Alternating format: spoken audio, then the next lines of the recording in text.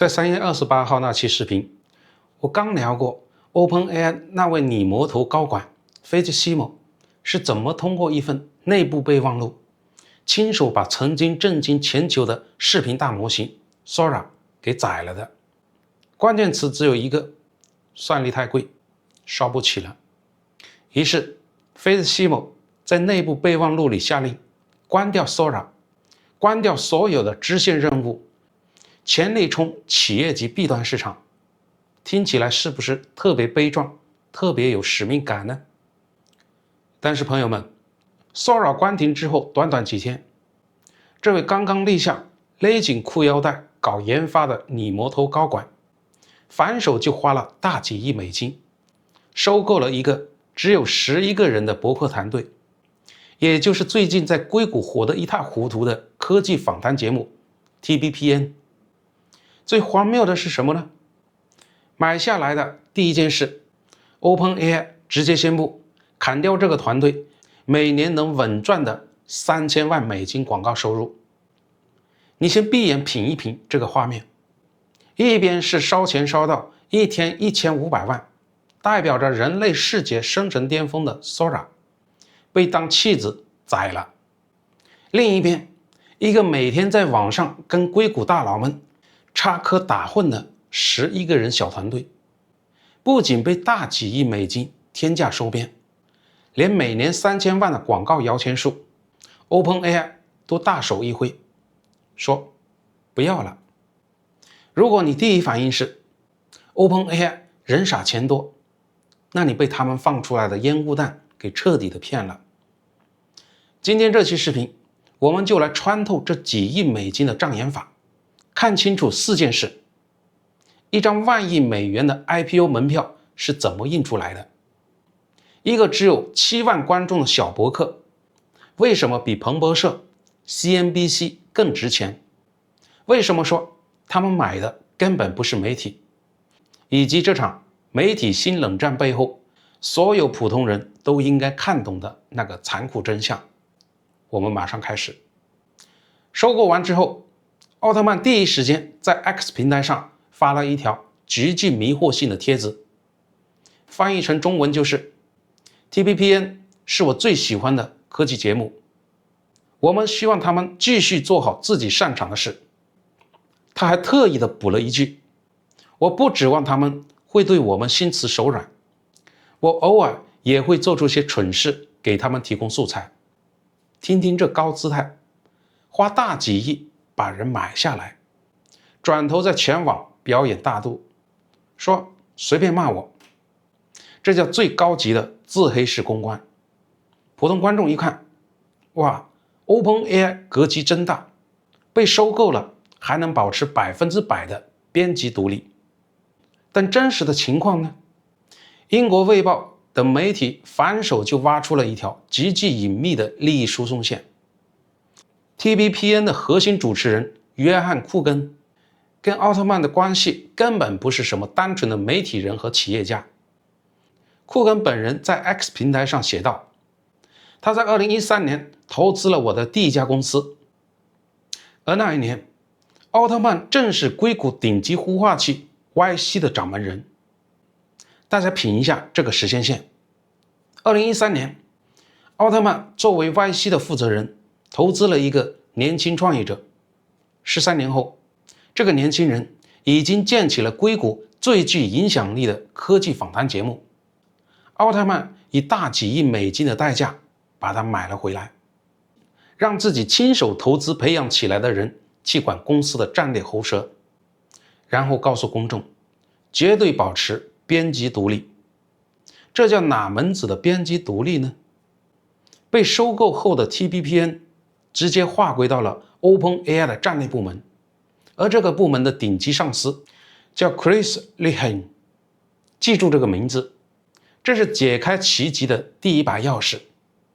Chris 不是什麼搞內容出身的老實人，他是前克林頓政府的白宮政治幕僚，在華盛頓的政治泥潭裡摸爬滾打了半輩子，被 TechCrunch 稱為政治黑暗藝術的大師。你可能不認識他，但你一定知道 Airbnb，當年 Airbnb 在全球各大城市遭到傳統酒店業和監管機構的聯手絞殺，紐約要禁，巴黎要禁，柏林要禁，就是 Chris 操盤，把家庭共享經濟這個敘事包裝得無比正義，硬生生打贏了那場殘酷的全球輿論戰，把各地監管機構逼得節節後退。後來他還成了加密貨幣行業超級政治行動委員會 Fairshake 的幕後推手，在2024年大選中砸了数億美元，支持反加密候選人。加入 OpenAI 之後，他一直在給特朗普政府出主意，推動阻止各州監管 AI， 放寬數據中心建設環保限制等爭議性政策。你想想這個組合，一個號稱要保持編輯獨立的科技媒體，交給一個精通政治權謀、專門打輿論戰的災難大師來管，這就好比你把羊群的安保工作交給了狼群的頭狼。OpenAI 到底在防什麼呢？他們在為哪場即將到來的戰爭做準備呢？之前我講到過，亞馬遜已向 OpenAI 承諾500億美元的注資，分2批打款，先付150億，剩下350億有觸發條件。OpenAI 必須完成 IPO 上市，或者達到所謂的 AGI 里程碑。根據多方報道， IPO 的窗口計劃在今年下半年至明年之間。現在4月份，距離年底不到9個月，這9個月是生死存亡的倒計時。在這個節骨眼上，最怕什麼？最怕負面新聞，最怕監管找麻煩。傳統媒體這幾年是怎麼報道 OpenAI 的？天天盯着版權侵權、數據隱私洩露、AI 搶走底層工人飯碗。OpenAI 同期還接連踩了3個大雷，接了五角大樓精工訂單，引發極大的道德爭議，在免費版的 ChatGPT 裡強行的塞廣告，打破奧特曼早年絕對不賣廣告的承諾。老股在場外交易市場遭到對沖基金的瘋狂拋售，發出了資本層面的不信任信號。與此同時，他最大的死敵 Anthropic 也正在瘋狂的蠶食市場。根據多方數據， Anthropic 的年化營收已逼近200億美元，而且其中大部分都是極其穩定的企業級客戶。OpenAI 雖然營收更高，但消費端的普通用戶是最沒有忠誠度的。今天你出了個醜聞，明天他們就去充值別家的大模型了，帶着這一身泥巴去華爾街路演，投行怎麼可能給你頂級估值呢？更要命的是，美國證券交易委員會 SEC 有嚴格的靜默期規定，公司在提交上市申請前，高管不能公開大吹公司前景來拉高估值。金融界管這個叫搶跑 gun jumping， 一旦被 SEC 逮住，上市計劃可能直接無限期的擱置。這就出現了一個死局，公司最需要造勢的時候，偏偏是法律明令禁止你造勢的時候，不能發公關稿，不能接受記者專訪，大吹特吹。那怎麼能在 IPO 前合法合規的給投資者畫餅呢？ OpenAI 的答案堪稱教科書級別的無恥與精明。既然外面的大喇叭不聽話，監管又不讓我自己拿大喇叭，監管又不讓我自己拿喇叭喊，那就花大几億，直接把那個最懂硅谷錢櫃的高級喇叭買下來，套了獨立媒體的完美外殼。奧特曼和高管們可以隨時坐進 TBPN 的演播室，以建設性對話和深度訪談的名義，向前硅谷的風投和華爾街基金經理每天3個小時的傳遞 OpenAI 的戰略定力和 AGI 的願景。 SEC 能管嗎？根本管不着。人家這是參加獨立新聞媒體的訪談，受美國憲法第1修正案的新聞自由保護。在特朗普政府大搞去監管化，聯邦貿易委員會 FTC 在反壟斷上開始讓步退縮的宏大背景下，這種操作簡直是如魚得水，用大幾億美元的收購費撬動頂級估值的一期管理，哪怕上市時整體估值因為輿論向好只額外上浮 1%， 在接近萬億的估值基數上，那也是大幾十億美金的利潤，這筆錢還是算得過來的。這就是一次極其高明的監管套利，用買媒體的方式，硬生生在 SEC 的眼皮底子下，給自己造出了一個合法合規的 IPO 造勢機器。但很多朋友腦子裡這時候肯定冒出一個巨大的問號。好，為了 IPO 估值，買個媒體護航，邏輯說得通。但全美國有那麼多大牌財經媒體，彭博社、CNBC、華爾街日報，那麼多粉絲幾百萬的頂級科技博主，為什麼偏偏挑中每期只有7萬人觀看的 TBPN 呢？難道這幫頂尖聰明人的算盤在流量轉化上打錯了嗎？接下來的這段就是今天視頻裡最關鍵的認知升級。很多人第一反應是用做自媒體的思維來套，7萬播放量算什麼？搞娛樂的博主隨便一期都幾百萬，就算接個貼片廣告，頂多賺幾千美金的辛苦錢。難怪 TBPN 一年拼死拼活才賺500萬廣告費。如果你用網紅接商單的思維計算這7萬人值多少錢，那連在這個時代當韭菜的門檻都沒摸到。咱們把視角徹底切換到 B 端企業市場來算這筆賬。首先，這7萬人根本不是評論區裡發哈哈哈的吃瓜群眾。根據 TBPN 創始人自己的表述，他們做的內容是為全球最重要的那200個人服務的。換句話說，這7萬人裡全是手握幾十億、幾百億企業 IT 預算的世界500強 CEO、華爾街頂級風投機構的高級合夥人，以及各大跨國公司的 CIO 首席信息官。好，那問題來了，在2026年的今天，你想讓一個世界500強的 CEO 在百忙之中安安靜靜地坐在那裡，聽你推銷20分鐘的企業級 AI 解決方案，你需要花多少錢呢？企業界管這個叫捕鯨遊戲。在這個級別的打法裡，單個超級客戶的獲客成本 CAC 動輒就是幾萬甚至10幾萬美金一次，這還只是讓他坐下來聽你說話的成本，不是簽合同的成本。所以我們來算一筆最簡單的賬。OpenAI 花大幾億美金買下 TBPN， 同時放棄了3000萬美金的年廣告收入，每年的淨持有成本就是這3000萬廣告收入的機會成本，外加日常營銷開支。但只要這7萬觀眾裡有5個頂級 CEO 看了節目，聽嗨了，當場拍板簽下一份幾千萬美金的 OpenAI 企業級 API 年度採購合同，這筆大幾億的收購費一把就回本了，甚至大賺。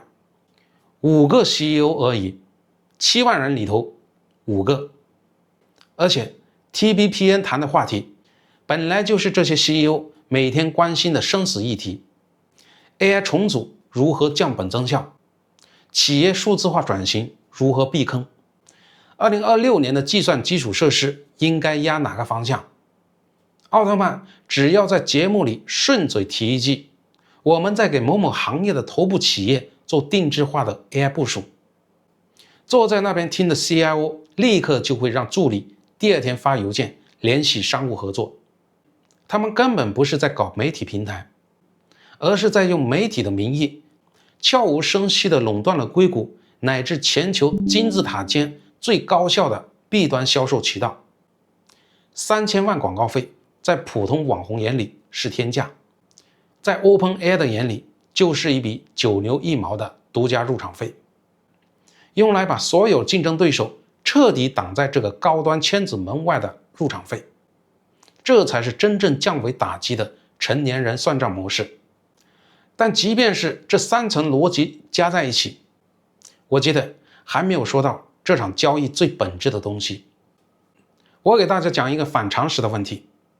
OpenAI 的算力已經緊張到了什麼程度呢？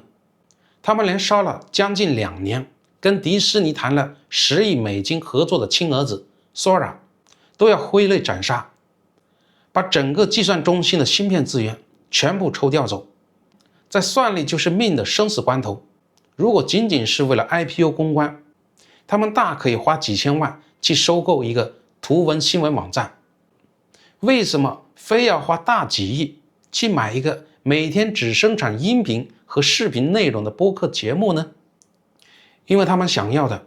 不是 TBPN 的流量，不是他们的品牌，也不是他们的銷售渠道，他們想要的是 TBPN 每一期節目裡流淌的那些聲音。大家要知道，生成式 AI 發展到今天這個階段，第一波訓練紅利早已被吃乾抹淨了。維基百科、Reddit、滿大街的公共網頁數據，早就被各大模型的爬蟲刮得連渣都不剩了。這些公共語料的質量已經觸及了天花板，充斥着 AI 合成垃圾、匿名網民的情緒宣洩，以及大量毫無邏輯的水軍廢話。現在的 AI 軍備競賽真正稀缺的是什麼呢？是高質量的、有真實認知密度的人類語料，特別是那種不可複製的、來自人類社會真正頂層大腦的思考回路。這就是 TBPN 這10億人博客能賣出大幾億美金的致命價值所在。你想想 ，TBPN 的嘉賓都是誰呢？ Meta 的扎克伯格、微軟的納德拉、Salesforce 的貝尼奧夫，這些人是全球 0.01% 的頂級人類。這些人不會隨便在媒體前說真話，跟彭博社的記者聊，字字都是 PR 稿。但是來 TBPN 跟同是創業者出身的庫根和海斯聊，那是另一回事。在一場長達3個小時、完全沒有劇本的創始人對創始人深度對談裡，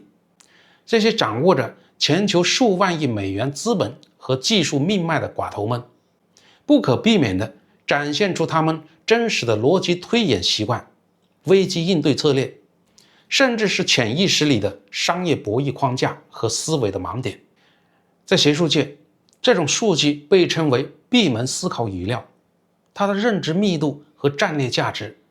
是你爬起1萬個普通人發的朋友圈加在一起都比不上的。Hack News 上有一條點讚極高的神評論，